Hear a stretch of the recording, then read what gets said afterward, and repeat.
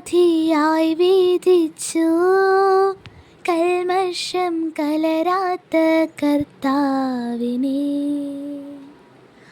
അറിയാത്ത കുറ്റങ്ങൾ നിരയായി ചുമത്തി പരിശുദ്ധനായ നിന്നിൽ കൈവല്യദാതാനിൻ